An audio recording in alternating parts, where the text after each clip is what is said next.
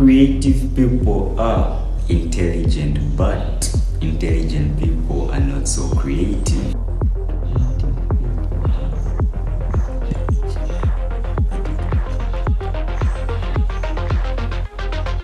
I'll get back to that. Think of Apple, Call of Duty, FIFA, Star Wars, Bugattis, Lamborghinis, sunglasses, Calvin Klein. Now remove any part of it that's founded in creativity, art, design, and all that remains are just piles of material that require human imagination and thinking.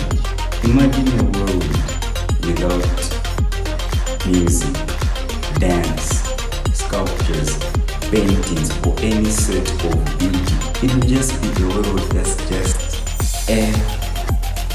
Ever watch the music video and wonder to yourself why you're so amazed by it, even though you don't even know what it means, but you feel a meaningful connection with that which is beautiful and unknown? Well, that is art. Art in general is difficult to define or categorize, as it is so mysterious, as one cannot know whether it will impact the world or not, as it does so in subtle ways. Katharina Grey-Goss, in defining art, stated that art is one's expectation and use of the freedom to act, and that one person can change the world on a tiny fraction, and it's like simply saying, I make the world, I do not inherit it.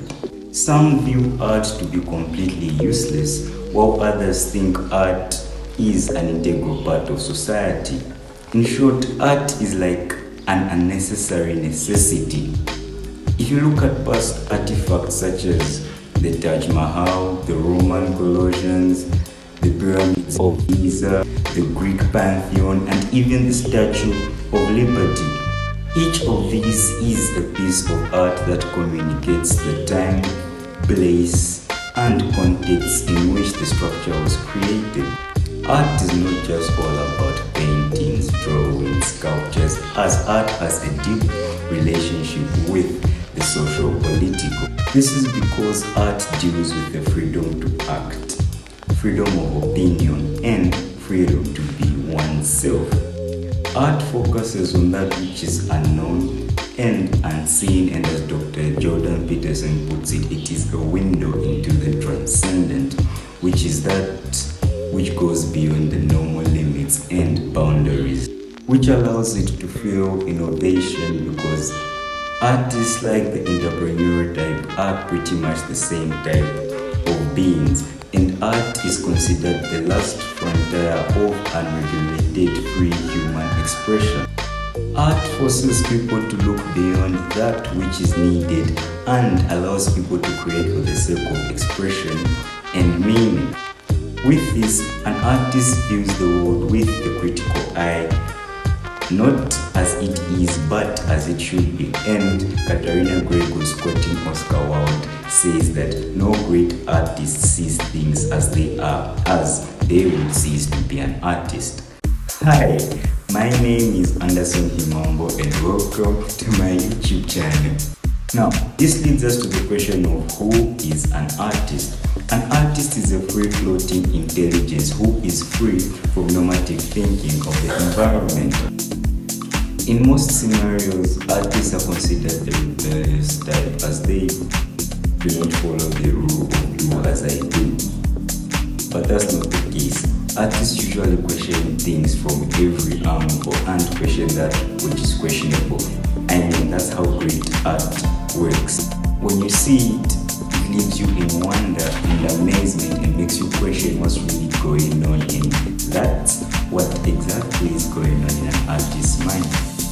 It's not that artists are a different species of human beings, no.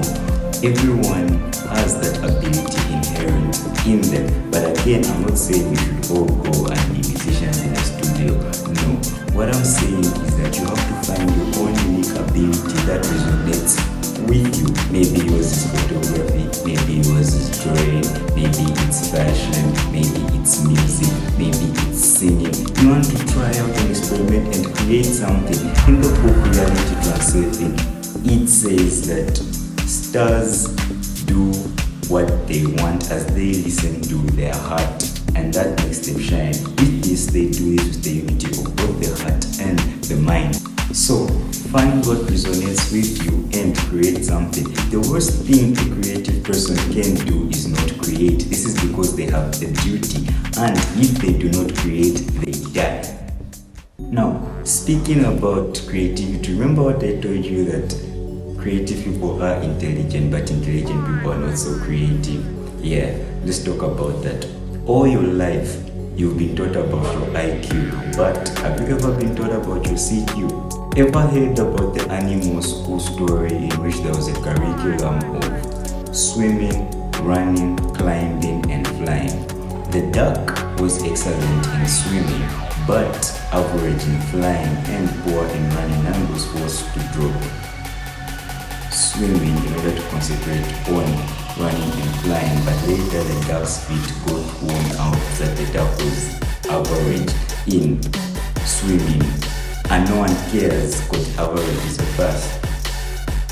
The rabbit was excellent in running, but poor in swimming, and was later frustrated and got a breakdown due to swimming classes. The squirrel was excellent in climbing, but later got frustrated due to flying, as they wanted the squirrel to fly from down going up instead of up coming down. Later, the squirrel got a C in climbing and a D in running.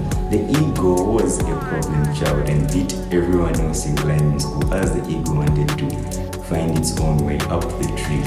And at the end of the day, an abnormal eagle that was almost good at everything got the highest grades. The dogs, however, they stayed out of school because there was no D in curriculum. The point here is that people have different strengths and weaknesses, and not everyone can do as good as what they do as somebody else. So you have to focus on your strengths and not your weaknesses in order for you to shine. In the book The Strangest Secret, there is a CQ test. Now, before we proceed, I want you to grab a piece of paper and a pen. And the only rule here is that you're only going to answer with yes or no. Very short and very simple.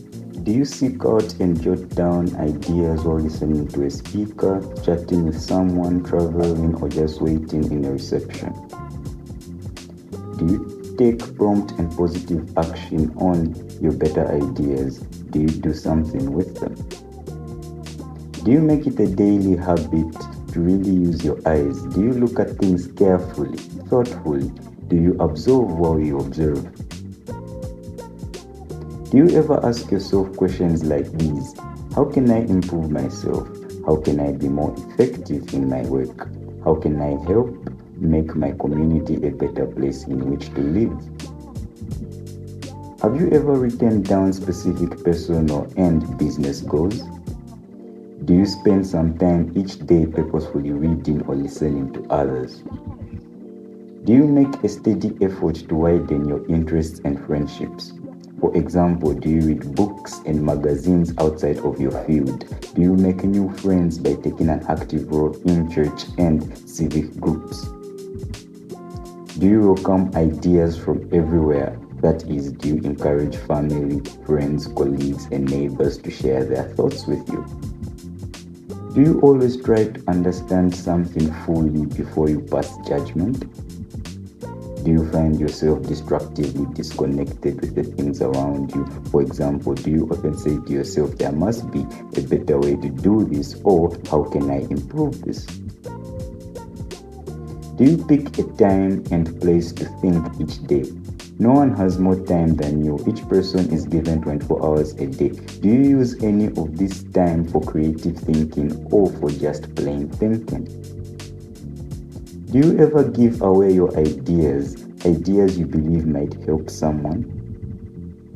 Do you ever combine ideas or build big ideas from little ones? Do you ever adapt or associate ideas or modify, rearrange, or reverse the ideas you have?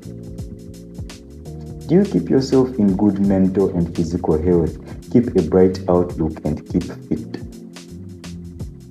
Do Do you consciously ask questions that require an explanatory answer rather than a simple yes or no? For example, do you try ask questions which begin with these conversation starters: who, what, when, where, why, which, how, and if?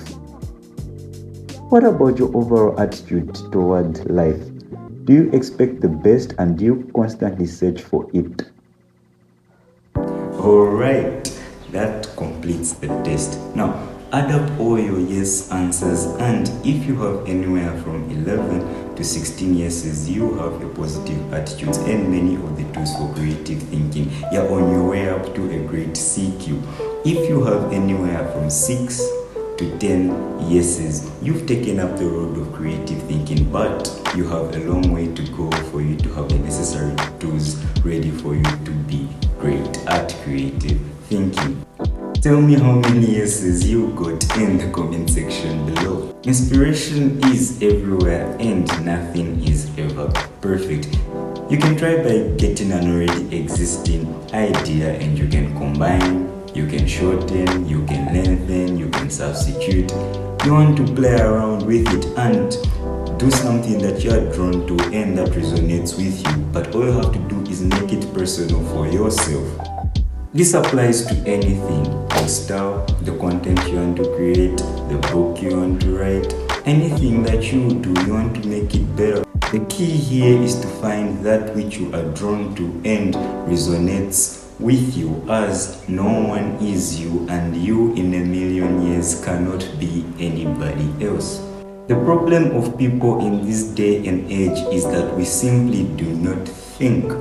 With the power of the imagination and the will to act alone, you can turn the unseen into the seen, the intangible into the tangible, and the impossible into the possible. And with art and creativity is what it means to be human.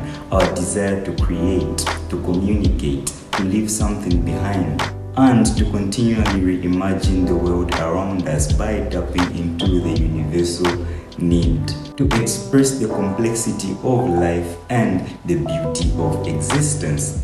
If you found this video informative, don't forget to drop a like and subscribe and share this video with your friends, your family, or whoever needs to hear this. See you next time.